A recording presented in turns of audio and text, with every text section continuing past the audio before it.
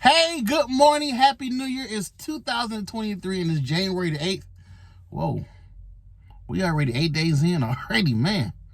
It seemed like yesterday was just January the 1st, but we are like 8 days in to 2023. Today is Sunday, January the 8th. I just made a delivery to a receiver and I had some downtime. I wanted to come on here and make a video because the last 3 Uber drivers that I had going to and from my truck, because sometimes when I go home, I take an Uber to or from my vehicle. And you know how you get in a car, a taxi cab, or you just get in a car and you spark up a conversation with someone.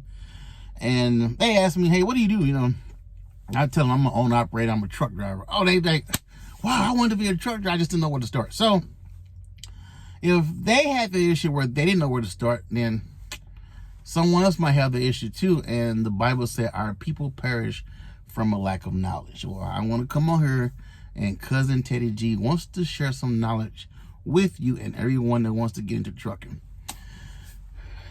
Coming into the trucking field can be intimidating for a lot of individuals. You know, some people want to do it, some people don't know if they want to do it. And yes, it can. There's a lot of individuals out here that have made this a successful career. Male and female. There's more females in trucking than there's ever been. When I came into trucking back in 1995, it was more of a male-dominated field. But man, there's a lot of females out here in trucking. You can go on YouTube, and a lot of females have their own trucking channel. But you're at home, you want to be a truck driver, you don't know where to start. And these are simple things, but a lot of times people don't know. Getting a CDL license is just as similar as getting a license to drive a car. Number one, go to the DMV, ask for a commercial driver's manual. Get the manual, it's free. Take it home, study and read it. Go take the test. You have to get a 70% and they will give you your driver's permit. That allows you to go on the road with a certified trainer, and he will teach you the ropes, help you develop your tools. And that permit is good for 6 months. That permit, you will hold that permit, and then somewhere within your training of you being with a company, and training can be 4 to 8 weeks, but somewhere within that training, you will go to your home state and you will actually take the test. And we'll talk about that in just a minute. But going back to the commercial vehicle manual, in the manual, and listen to me and hear me good. See, this is the key to passing the test, because a lot of people don't know this. In trucking or any DOT sensitive transportation field, whether you're working for the railroad, airline, or trucking, but we're specifically dealing with trucking today, in the manual, you want to focus on keys that evolve around safety. Everything out here is evolving around safety of the truck. Think about it. You're responsible for the movement of an 80,000 pound vehicle. This is a Class A vehicle. You will have a Class A CDL license. When you throw hazmat in there, hazard materials, you know, it's more responsibility. And, you know, you have a lot going on, but you're responsible for a vehicle. And if this kind of momentum and power get out of hand, it can do some damage, some serious damage. So you want to focus on things that evolves around safety. For example, if you break down on a divided or undivided highway or 2-lane highway, where do you place your triangles in relationship? That matters because the triangles warn other motorists that, hey, I'm broke down, and it's a certain way you place them, certain feet from the vehicle, and it allows the drivers to, you know, aware that, hey, there's a stopped vehicle up there. That's a safety issue. Number 2, weight limits. The safe operation of your vehicle when you making turns. You know, how do you set your vehicle up and make a turn? That's a safety issue, because if you turn and you cross a curb, you can hit somebody or take down a stoplight. You may have seen that happen where your stoplight is laying on top of tractor trailers. All safety is you're driving a huge vehicle, a vehicle that's bigger than the normal SUVs or passenger cars on the road. Your vehicle take up more space. Your vehicle requires more space when you turn it, and your vehicle has a lot more momentum going down the road. So when you study for your CDL permit, you want to focus on safety. You want to focus on, if you get a conviction for speeding or DUI, you know, when do you, how long you lose your license, okay? Those are the kind of questions that they ask on the test. How far do you stop before you get to a railroad crossing? True or false? Do you shift going across a railroad crossing? Shift going across a railroad crossing, which is false. You do not shift going across a railroad crossing, because if you shift, your transmission can drop out and you're stuck halfway on the track, and that can spell disaster. So focus on safety. Number two, with that being said, and when I make this comment, I'm not judging anybody. I don't know you. I don't know your lifestyles, but think about this. If you like to party and you indulge in the lifestyle and you think you might be dirty, you have to be physically and mentally prepared to drive a truck. This is not a video game out here. You know, we don't get involved in wrecks and hit reset and flip up right and then going down the road. This is serious.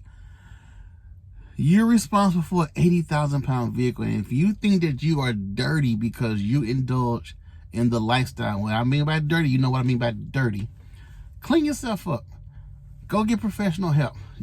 You don't want to come out here, ruin your record, ruin somebody else's life, and possibly face charges where you can do jail time. This is a federal regulated industry. And when you get involved in a major wreck, they can go back and check your laws because your life is on paper.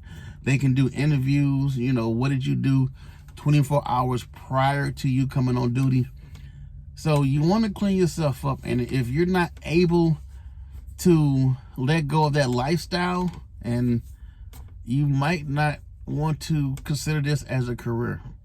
I want you to have a successful and prosperous career, and them two things just don't mix. Once again, I'm not judging you. If that's your life, cool. Just don't mix it with trucking. So get it yourself cleaned up. Get a manual. Once you get your manual, you're going to get hired by the company. You're going to go through training. You're going to go out with a certified trainer from that company. Training can be anywhere from 4 to 8 to 10 weeks, depending on the company. Companies such as England out of Salt Lake City, Utah, KLLM out of Jackson, Mississippi,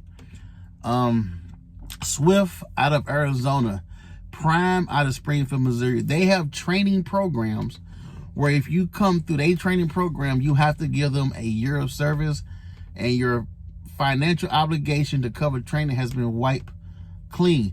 Some of them is like a year, 18 months to 2 years. If you have a scholarship or you have the GI Bill, the military wants to pay to send you to a private school, go that route. The good thing about going that route, somebody else is paying for your training, and you're not obligated to go work for a company once you get out of a training. Doing your training program while you're with your trainer, he's going to take you through your home state, and you're going to go take your driving test. Your driving test consists of 3 parts. The first part is the pre-trip inspection.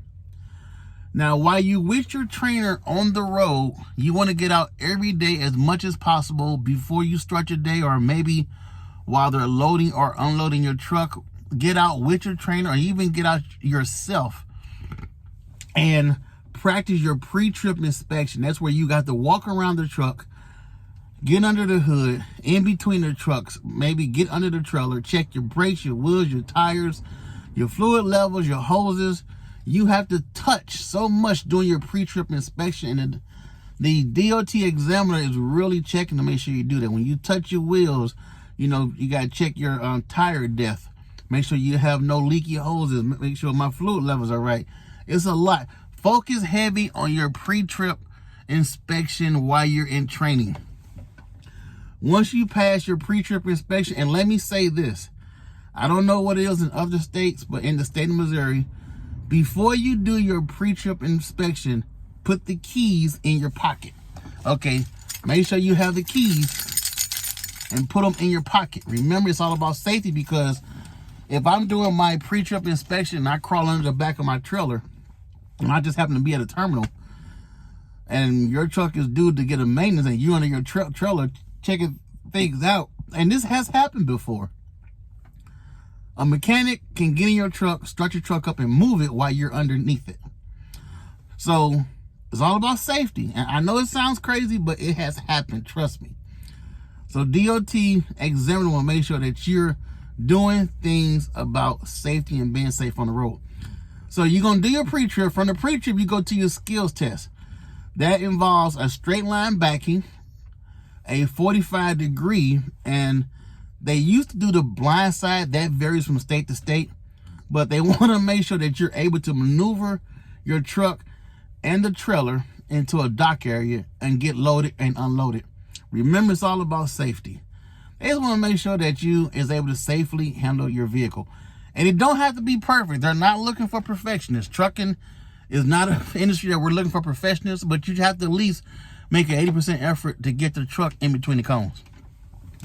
Once you pass your pre-trip inspection and you pass the skills test, hey, down the road you go take a driving test. They usually take you a mile or two down the road. They'll tell you turn around and go back. They may symbolize, hey, there's a railroad track.